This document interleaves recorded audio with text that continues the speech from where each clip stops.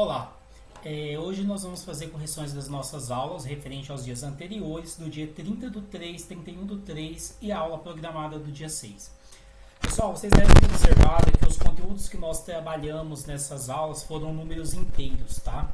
Eu sei que para vocês é um pouco novo a parte de números inteiros, mas nós utilizamos muito números inteiros em nosso dia a dia. Como uma situação que você pode utilizar? Quando você trabalha com o nível do mar, quando você trabalha a temperatura, porque quando nós temos uma temperatura acima de zero ou uma temperatura abaixo de zero, acima de zero já é uma temperatura mais quente, abaixo de zero é uma temperatura mais fria, certo? Então, que nós sabemos ali, né, que o zero é o ponto em que a água se torna abaixo de zero, né, ela vai se tornando sólida, passa para o estado sólido, e acima de zero fica no estado líquido, certo? Então nós temos ali essa divisão.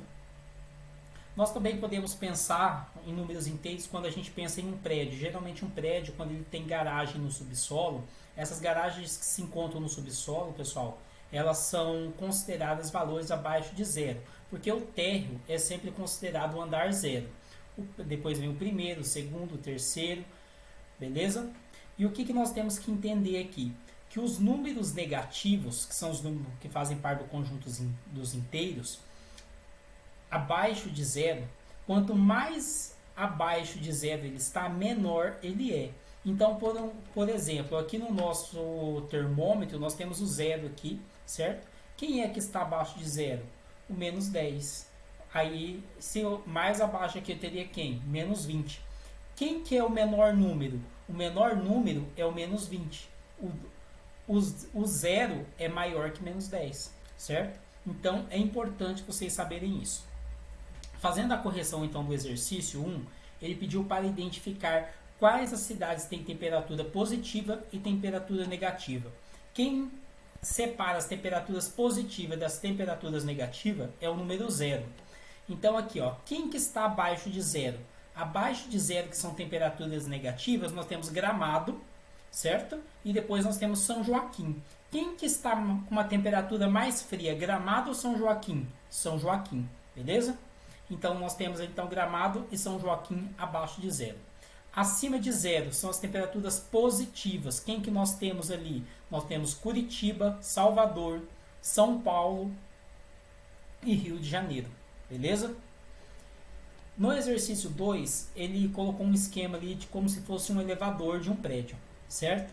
E ali nós temos ali o T, que representa o térreo. Os andares que estão acima do térreo, nós temos andares positivos, que é o 1, 2 e 3. E abaixo do térreo nós temos os negativos, que é o menos 1 e menos 2. Tá? Então nós completamos ali. O que nós temos que estar atentos aqui? Quanto a pergunta for feita para vocês. Quem que é maior? Menos 1 ou menos 2? Então nós temos que menos 1 é maior do que menos 2. Então vocês podem observar ali. E no exercício 3, ele falou assim: Leandro, aluno do 7º ano C, comprou um celular no valor de R$320, mas só tem 200. Então ele tem condição de comprar o celular se ele só tem R$200 e o celular custa 320? Não tem. Então ele não conseguiu pagar o celular.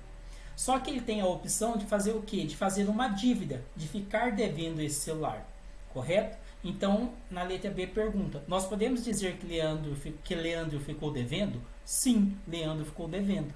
Então, a partir de então, eu posso representar uma dívida com valor negativo, porque eu não tenho, eu devo ele, certo? E aí perguntou ali, represente esse valor usando os números inteiros. Como que eu vou representar? Se Leandro pagou 320, né? O celular custa 320, ele só pagou 200, quanto que ele ficou devendo? Então ele vai ficar devendo R$120.